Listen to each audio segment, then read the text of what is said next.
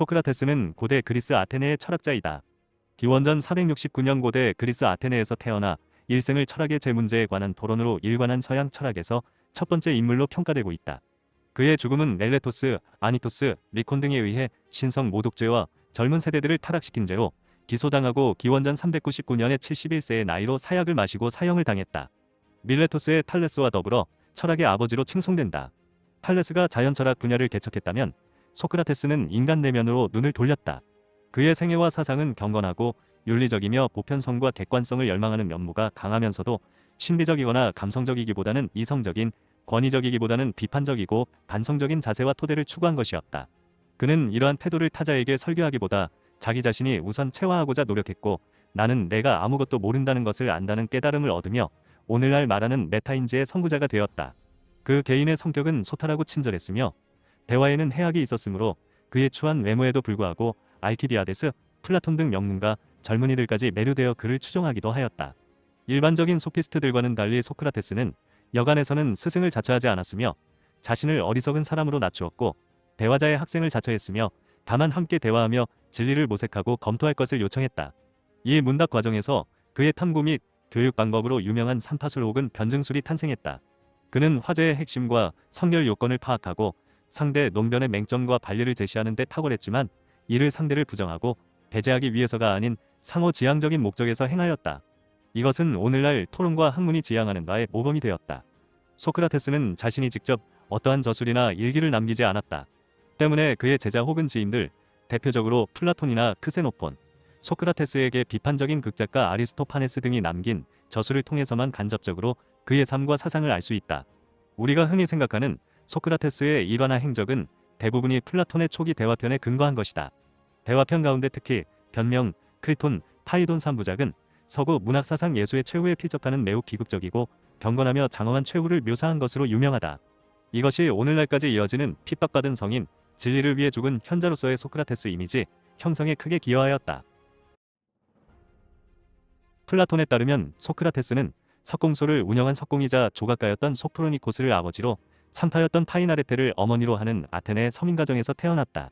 성장 초기에는 직업을 세습하던 당시 문화에 따라 아버지 밑에서 석공기술을 배우며 철학, 기하학, 천문학 등을 공부했고 청년에서 40세까지 3번에 걸친 전쟁에 중장보병으로 전투에 직접 참여하였다. 40세 이후에는 교육자로 청년들의 교화에 힘썼다. 기원전 406년 500명 공예의 원로 일원이 되어 1년간 정치에 참여하기도 했다. 외모는 못생겼었다고 전해지며 그의 풍모는 상당히 비범했던 것으로 보이는데 신발을 신지 않고 누더기가 되기 직전에 옷을 걸치고 다니는 것으로 알려져 있다. 소크라테스는 이에 대해서 난 이렇게 다녀도 익숙해서 편하고 정신력도 단련될 뿐만 아니라 오히려 다른 사람들이야말로 옷이나 신발에 길들여져서 불편한 거 아니냐고 했다고 한다. 이런 초연한 풍모를 과시하고 다닐 뿐만 아니라 석공 출신이라 그런지 상당히 튼튼한 몸을 타고난 것으로 여겨진다. 잔치 자리에서 술을 가장 많이 들이키고도 가장 말짱한 정신으로 가장 늦게까지 토론을 하다가 유유히 떠날 수 있는 체력과 정신력 그리고 알코올 분해력의 소유자로 여겨진다. 또한 전투에 참전했을 당시에도 배고픔이나 목마름, 추위, 더움, 잠자리, 적군 등에 조금도 동요하지 않고 평상심을 유지하던 강철 멘탈의 소유자였다고 한다. 게다가 사색을 즐겨하여 어떤 문제가 떠오르면 해답이 떠오를 때까지 밤낮을 가리지 않고 가만히 서서 몇 시간이고 길게 생각에 잠기다가 해답을 찾고 자리를 떠나는 일이 종종 있어서 다른 아테네 사람들이 구경하였다고 한다. 여러모로 기인의 풍모를 지니고 있었음에는 틀림이 없다. 그의 아내였던 크산티페는 못생긴 악처였다고 전해지는데 사실 앞뒤 정황을 따져보면 소크라테스의 아내는 오히려 현처였을 가능성도 있다. 소크라테스는 아테네에서 유명한 철학자였지만 사실 아내 입장에서 소크라테스는 돈도 없는 주제에 맨날 돈 많은 사람과 사색한답시고 수다나 떨러다니는 남편으로 집안 살림은 크산티페가 다 책임졌다. 소크라테스가 물려받았으나 운영 등에 무관심하여 거의 내팽개치다시피 했던 석공소도 크산티페가 직접 운영했다. 그러나 이런 크산티페가 소크라테스를 내쳤다는 기록은 없으며 외려 소크라테스가 독배를 마시고 사망할 때 그의 죽음을 슬퍼하며 울었다는 기록이 남아있다. 물론 다혈질기가 있었고 잔소리에 자주 티격태격하긴 했지만 부부관계가 파탄날 정도로 심각한 건 아니었다.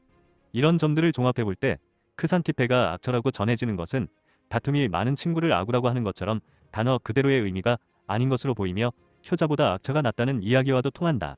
소크라테스가 말했다고 전해지는 젊은이여 결혼하라. 좋은 처를 얻으면 행복할 것이고 악처를 얻으면 철학자가 될 것이다라는 농담도 그 행간을 읽을 필요가 있다. 소크라테스는 아테네와 스파르타가 대결한 펠로폰네소스 전쟁에서 30대 후반에서 40대의 나이에 중보병으로 종군하기도 했다. 당대 아테네 시민은 신체 및 정신의 장애가 있거나 만 50세를 넘지 않았다면 군복무 의무가 있었으므로 소크라테스도 군인으로 참여했다. 대표적인 참전 전투로는 벨리온 전투가 있는데 이때 아테네군이 패배했지만 소크라테스는 침착하게 후퇴하는 담대함을 보여주었으며 그가 소속된 부대도 소크라테스의 침착한 대처 덕분에 무질서하게 패주하지 않고 무사히 전장을 빠져나올 수 있었다고 한다. 무려 3번이나 참전했다고 한다. 그는 지혜를 사랑하는 마음으로 정의, 절제, 용기, 경건 등을 가르쳐 많은 청년들에게 큰 감화를 끼쳤으나 공포정치 시대의 참주였던 크리티아스 등의 출현이 그의 영향 때문이라는 오해를 받게 되어 청년을 부패시키고 국가가 인정하는 신을 믿지 않는 자라는 죄명으로 고소되고 배심원들의 투표 결과 40표로 사형이 언도되었다. 그는 도주할 수도 있었으나 태연히 독배를 들어마시면서 죽기 직전에 아스클레피오스에게 닭을 빚졌다며 갚아달라는 유언을 남겼다. 아스클레피오스는 의학의 신으로서 당시 아테네에서는 병에 걸렸다 나으면 이 신에게 감사의 표시로 제물을 바치는 풍습이 있었는데 자신이 독약을 마시고 죽음으로써 모든 질병에서 해방되니 고맙다는 의미였다고 한다. 한편 중요한 건 소크라테스가 어떻게 죽었냐가 아니라 왜 그가 죽음을 선택했는가? 소크라테스의 나이는 이때 이미 70세를 넘겼고 남은 삶은 길어야 몇 년 되지 않을 나이였다. 일단 그는 재판장에서도 자기 신념을 꺾느니 죽겠다고 말한 데다가 겉으로 공표한 것이야. 어쨌든 속의 진짜 죄목은 매국노와 폭군의 정신적 스승으로 많은 아테네 시민들의 증오의 대상이었으니 재판에서 타협의 여지는 없다. 다만 소크라테스가 이들을 대놓고 돕거나 한 게 아니라 단지 정신적 스승일 뿐인데 사형은 너무하다는 평가가 아테네 내부에서도 꽤 많았으므로 형벌을 벌금형 정도로 줄일 수가 있었는데 스스로 그것을 내동댕이 쳤다. 또한 감옥에서 탈옥할 수 있었는데도 이를 거부했다. 법이 자신에게 유리할 때만 적용받고 불리할 땐 피한다는 것은 소크라테스가 주장하던 논리에 정면 배치되는 것이기에 자신의 논리를 스스로도 실천한다는 일관성을 위해서 탈옥하지 않았다. 참고로 흔히 소크라테스라 하면 악법도 법이다라며 담담히 사약을 받아들였다고 알려져 있다. 그러나 이것은 이야기가 후에 변질된 것이라고 한다. 소크라테스의 제자 중 하나인 에우렐이 말년에 작성한 파타모닐리아에 묘사한 내용을 보면 소크라테스는 자신에게 내려진 사약을 몇 번이고 뒤엎어서 결국 마지막에 간수장이 간수들을 시켜 억지로 사약을 먹여 최후를 맞이했다고 한다. 소크라테스는 직접적으로 위와 같은 말을 남긴 적이 없다. 악법도 법이다라는 말은 일본의 법철학자 오다카 도모오가 1930년대에 출판한 그의 책 법철학에서 실정법주의를 주장하며 쓴 글이다. 실정법주의란 서양의 철학에서 실증주의 맥락에서 나온 것인데 좋은 법 나쁜 법을 따지는 것은 법률가의 영역이 아니고 오로지 지금 존재하는 법들을 놓고서 법학을 해야 한다는 입장이다. 일종의 법학의 과학화를 추구했다고 볼 수 있다. 하지만 이것은 빠르게 와전되어서 법은 존재하기 때문에 지켜져야 한다는 의견으로 나가면서 일본의 잔혹한 식민 통치를 합리화하는 데 이용되었다. 뿐만 아니라 독일의 나치, 대한민국의 군부 독재에서도 그 통치를 합리화하고 국민들에게 재갈을 물리기 위한 명언으로 요긴하게 써먹었다. 이 때문에 당시 민주화 운동을 한다며 나선 자들 사이에선 소크라테스가 인기가 없었다는 우스갯소리도 했다. 헌법재판소는 2005년 11월에 악법도 법이다를 소크라테스의 어록으로서 학교에서 가르치는 것은 부적격하다는 의견을 냈다. 실정법주의는 2차 세계대전의 종전과 함께 법학계에서는 사장당했고 법실증주의조차 절름발이 설명력을 가졌다고 보아 뜯어고쳐서 써야 한다는 의견이 다수설이다. 소크라테스는 직접적으로 위와 같은 말을 남긴 적이 없다. 다만 폴리스의 결정을 내가 억울하다 해서 위배하여 이러한 일들이 반복된다면 폴리스가 유지되겠는가? 이러한 행동은 옳은가? 와 같은 뉘앙스의 말은 한 적이 있다. 하지만 단답적으로 해석하는 것은 무제한 해석이다. 악법도 법이다라는 말을 하면서 독배를 든 것으로 잘못 알려져 있으나 상술의 뜻 소크라테스는 대화편에서 이러한 말을 한 적이 없다. 사실 이 말은 고대 로마의 법률격언 두라렉스, 시드렉스, 법이 지독해도 그래도 법이다를 번역한 말이다. 로마의 도미티우스 울피아누스가 말했다고 알려져 있지만 그 역시 자기 책에 저 격언을 인용했을 뿐이다. 소크라테스는 자신의 죄목인 불경죄를 악법이라고 생각한 적이 없으며 자신의 죽음을 부당한 법이 아니라 부당한 판결로 생각하였다. 그래서 크리톤에서 친구 크리톤이 탈옥을 권유했을 때 소크라테스는 법에 의한 판결을 비록 그 판결이 부당해 보이더라도 개개인의 판단으로 부정하려고 해서는 안 된다는 취지의 반론을 한다. 이에 대해서 그가 계약론적 사고를 가졌다는 해석도 있다. 소크라테스가 크리톤에게 한 말을 보면 아테네와 아테네의 법이 마음에 들지 않았다면 얼마든지 다른 폴리스로 떠날 자유가 있었는데도 평생 아테네를 떠나지 않고 아테네가 제공하는 다양한 혜택을 누리며 살았다면 이는 아테네의 법률을 지키겠다는 무언의 약속을 한 것이나 다름없다는 주장이다. 그래서 소크라테스가 탈옥을 한다면 그 계약을 어기게 된다는 것이다. 또한 소크라테스가 외국으로 피하길 원했다면 애초에 재판정에서 순순히 추방형을 제안했다면 충분히 받아들여졌을 텐데 이제 와서 판결에 불복해 해외로 도피하겠다는 건 모순이라는 것도 소크라테스 스스로 지적한다. 추가 질문을 계속해서 자신의 무지를 깨닫게 하는 방법을 썼다. 이러한 질문 중심 교수법을 소크라테스식 문답법 혹은 삼파법 또는 삼파술이라고 부른다. 플라톤의 글에 등장하는 소크라테스의 대화 패턴은 1. 상대가 어떤 A 주장을 한다. 2. 소크라테스가 A 주장에 나온 단어 A의 뜻을 묻는다. 3. 상대가 A에 X라고 답한다. 4. 소크라테스가 다시 X의 뜻을 묻는다. 5. 상대가 XY라고 답한다. 6. 소크라테스가 A하고 Y는 서로 모순됨을 지적한다. 7. 상대는 벙어리가 된다. 거듭된 질문을 통해 자신의 주장을 스스로 부정할 수밖에 없게 된다. 유도신문과도 비슷해 보이지만 그것과는 다르다.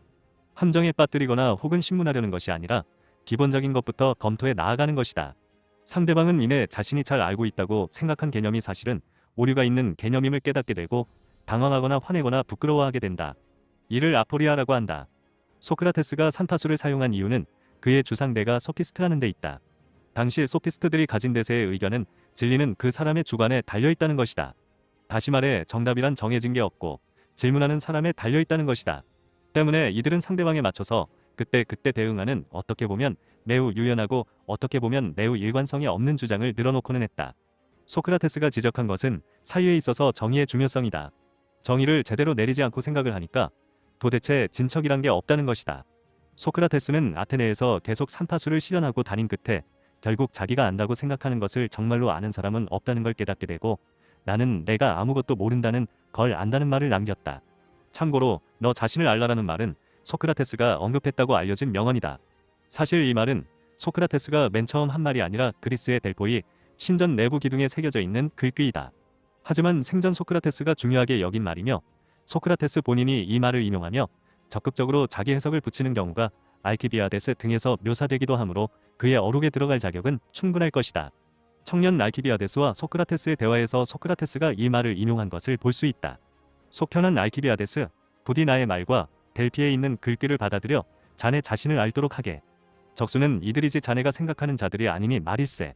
돌봄과 기술이 아니라면 다른 그 무엇으로도 그들을 능가할 수 없을 걸세. 이것들을 결여한다면 그리스 사람들 사이에서든 이방인들 사이에서든 자네가 명성을 얻는 일 역시 결여하게 될 걸세. 내가 보기에 어느 누가 그 무엇을 사랑하는 것보다 자네가 더 사랑하는 것으로 보이는 그 명의 말일세.